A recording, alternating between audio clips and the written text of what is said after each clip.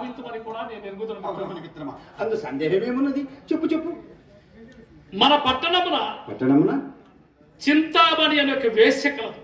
దాని వృత్తాంతం ఎప్పుడైనా వింటివా? చింతామణి అనుచుంటివి, ఆ పైన వేశ్య అనుచుంటివి కదా. అయినను ఆమె వద్ద మనము తెలుసుకున్న దగ్గర అట్లయినా నేను వెళ్ళలేదన్నమాట. రూపములకు రంభ, సంగీత సాహిత్యములకు సరస్వతి. సంగీత సాహిత్యములందు సరస్వతి కానీ దాని విద్యా గర్వములకు మాత్రం మేరలేదు మిత్రమా. చదువురాని ఎడల సార్వభౌముడైన గుమ్మము తొక్కలేదు, కంతుడైన కన్నెత్తి చూడదు, చదువుని జగనగల సన్యాసి అయిన గౌరవించిన దాని పరీక్ష కాగిన వారిని దైవముగా పూజించుడు మిత్రమా. అటులైనా అది గర్వము కాదయ్యా, మంచి సుగుణమని చెప్పవచ్చు. కావచ్చు మిత్రమా. ఈ విషయంలో గురించి నాకెందరూ చెప్పినను వేశ్యల పట్ల ఏమి విపరీత గుణములని తొలతిని నమ్మలేదు. ఇందరి యథార్థముల ప్రత్యక్షముగా గుప్పుడకై ఒక మిత్రుడు నన్ను దాని ఇంటికి తీసుకుని పోయాడు. మిత్రమా, దాని మేడ, దాని భోగము, దాని భాగ్యం ఏమిటో మిత్రమా. వీని మాటలకేమి కాని చింతామణి సముద్రం చూచుటకు నా రెండు కన్నులు సాగలేవు కావయ్యా. అంతటి రూపస్య, అంతటి జగదేక మోహిని. అవును మిత్రం, మీ రెండు కన్నులు చాలలేదా? అటులైనా నా కన్నులు కూడా నెరవ తీసుకుని పోకపోయితేవా ఏమి? నీ కన్నులు కర్మమేమి, నిన్నే తీసుకొని పోవాలి కదా నా ప్రయత్నం అంతా.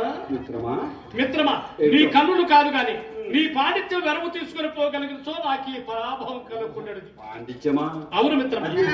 నన్ను తీసుకొని పోయిన మిత్రుడు పంచకావ్యములు ముగించి ప్రతాపరుద్రేమ చేతబట్టిన వాడు ఎవడితే అతని వెంట నేను వెళ్ళబట్టి నేను కూడా మహాపండితుడు ఎంచి నాకు నమస్కారం చేసి ఆసనం వేసినది. ఉచితమే కదా? ఉచితమే కదా. తదుపరి నా వంట వచ్చిన మిత్రుడు ఉన్నాడే, ఏమి చేశాడు? ఆవిడ ముందు నన్ను మహాపండితుడిగా చెప్పుడుకు మొదలుపెట్టాడు. అది విని, అయ్యా మీరు ఎవరి వద్ద చదువుకున్నారని నన్ను ప్రశ్నించినది. అప్పుడు నాకైనా బుద్ధి ఉండొచ్చు కదా. సకల కళా సంపన్నుడకు పిల్వమంగళమూర్తి నా కాబాల్య మిత్రుడై ఉందా, నేను ఎవరి వద్ద చదువుకోవలసిన పని ఏమి అని ఇలా సమాధానం. బాగున్నది వరుస. ఈ విధంగా ప్రచిత్రం ఇచ్చావా? లేదు మిత్రమా, ఈ విధంగా నా పేరును దాని చిట్టాలో లేదు మిత్రమా. నేను కొత్తగా లెక్కింపలేదు. నీ తెలివి, నీ పాండిత్యం, నీ చక్కదనం పూసకు చెట్టు వేకరం పెట్టినది మొదలే వేశా. ఆ పైన పడచదు వినమంటే ఆ పాటి విచారణ లేకుండా నా మిత్రమా. సరే ఇక ఆ పై సంగతి పరాభవమే మిత్రమా.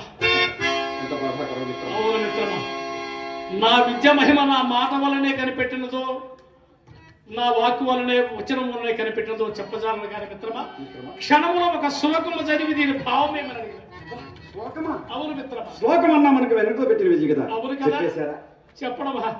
ఆ పాటున కాళ్ళు చేతులు చల్లబడి వెలవెలబోచు వరకున్న నా వెంట వచ్చిన మిత్రుడు ఉన్నాడే, అతనికి బోధపడినది కాదు.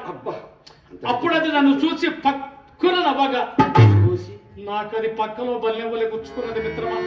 అయినా చేసుడు లేక సిగ్గుపడి స్థిరం వచ్చుకున్నాను. అంతటితోనైనా నన్ను విడవక అయ్యా ఇక్కడికి మీ సంగతి సంపూర్ణముగా తేలినది. ఇక మీ గురువు గారి సంగతి కూడా తేలగలదు. దీనికేమి సమాధానం చెప్పగలడో పోయి తెలుసుకుని రండని ఆ శ్లోకము కాగితం రాసి నాకు ఇచ్చినది మిత్రమా. అవును మిత్రమా, దానికి మరింత దగ్గర వాళ్ళని అరగంటలో దీని భావ ఆమూలగ్రముగా తెలుసుకుని చెప్పేసుకోవడం చెప్పి శపథం చేసి వచ్చాను మిత్రమా. అవును మిత్రమా, నేను కాదు కదా చెప్పేది, ఇది శపథాలు మిత్రమా. ఎంత చక్కని శ్లోకం రాసినదయ్యా, ఎంత చక్కని శ్లోకం రాసినది.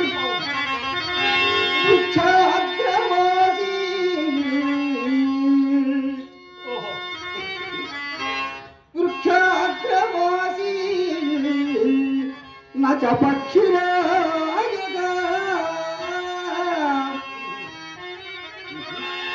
చర్మాంగధారీ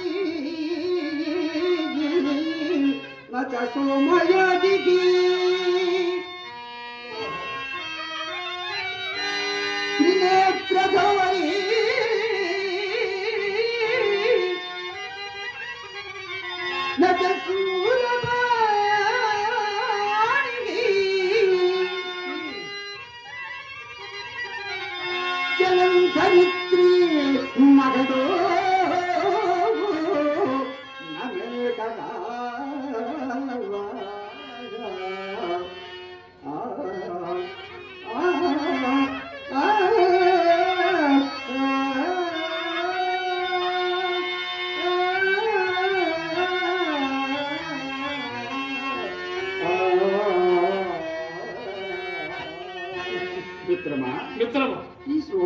భావమే తెలియరాలేదు. అవును మిత్రమా, ముందు మా అర్థము తెలిసిన కదా భావం స్ఫురించుట. అవునవును మిత్రమా, ఆ. ఇందలి ప్రతి పదమునకు అర్థము తెలిసిన కదా భావం ఆమూలాగ్రము తెలియదు. అవును మిత్రమా. అర్థం చెప్తాను విని మిత్రమా. వృక్షాగ్రవాసి చెట్టు పైన వసించును. నచ పక్షిరాజ పక్షి మాత్రము కాదు సుమ. పక్షి మాత్రము కాదు, ఉమ్. చెట్టుపై నివాసముండు. ఉమ్. ఓహో, చర్మాంగధారి ఉమ్. చర్మమును ధరించును కాని నచ సోమయాజి సోమయాజి మాత్రము కాదు. సోమయాజి అనగా సోమయాచనక ఆ. ఎక్కిన యాగాదులు.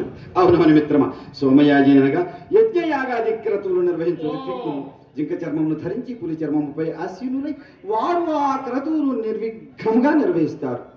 కానీ ఏమి చేద్దాం, నచ్చ సోమయాజి అటువంటి సోమయాజి కానే కాదు. సోమయాజి ఉమ్, మాత్రం కాదు. ఓహో. మిత్రమా, త్రినేత్రధారి 3 కన్నులు కలిగి ఉండును. 3 కన్నులు కలిగి ఉండును. తమరికి ఎవరో జప్తికి వచ్చినట్టున్నారే. తమరు చెప్తారనుకున్నాను ఆ. మిత్రమా. ఆ విధంగా చెప్పినచో మనం ఇరువురము పొరపాటు పడినట్లే మిత్రమా. అలా త్రినేత్రధారి నచ్చ శూలపాణి 3 కన్నులు కలిగిండును కానీ ఆ పరమేశ్వరుడు కానే కాదు. ఓహో. ఇంకొన మిత్రమా, ఉమ్. జలంధరిత్రి నీరు కలిగిండును కాని నా కటహ మనం నిత్యము ఉపయోగించుకొని కుండయును కాదు. నా మేఘ వర్షించు మేఘమును కాదు. ఆ, ఇప్పటికి నేను స్ఫురణకు వచ్చినదా. మిత్రమా, ఉమ్. ఈ సమస్య అంతా వెరసి నాకు ఇంకను ఇనప గుగ్గిళ్ళు నవ్వినట్టుగానే ఉన్నది ఇంకను మిత్రమా. చెప్పే మందు ఏమీ బోధపడలేదు మిత్రమా. ఏమి మిత్రమా, వెరసి టెంకాయ టెంకాయ, కొబ్బరికాయ కొబ్బరికాయ, నారికాయ నారికేలం. భగవత్ ప్రసాదం. మిత్రమా మిత్రమా మిత్రమా, ఎంత చమత్కారమైన ప్రశ్న వేసింది మిత్రమా. ఈ ఈ టెంకాయ నా తలకాయనే పాడు చేసింది మిత్రమా. ఆ, ఎంతసేపు చర్చించుకున్నానో దీని గురించి బోధపడలేదు కాదు. అందుకని మిత్రమా, సరే సకాలంలో మంచి సమాధానం చెప్పాను. వెంటనే పోయి ఈ ఒక్క ముక్క సమాధానం చెప్పి వస్తాను. సమాధానం చెప్పంగానే వెళ్ళిపోతారు మిత్రులు. ప్రారంభంలోనే ఆలస్యంగా వచ్చింది. నాయన గారు వచ్చే సమయం కూడా ఆసన్నమైనది కదా. చాలా ఉన్నా. మిత్రమా, నేను వెళ్ళడం ఆలస్యమైన ఎడల తన మిత్రుడు కూడా బోధపడినదో లేదో అని ఆలోచించు. అది వాస్తవమే. అనుమానించవచ్చు. అట్లనే ఇక్కడ ఉన్నట్టు రావాలి. శీఘ్రముగా మిత్రమా. శీఘ్రంగా. అదే ఇది టెంకాయ, టెంకాయ కొబ్బరికాయ. అలాగే మిత్రమా. మర్చిపోతాడే ఏమిటో. మిత్రమా, టెంకాయ. టెంకాయ మిత్రమా.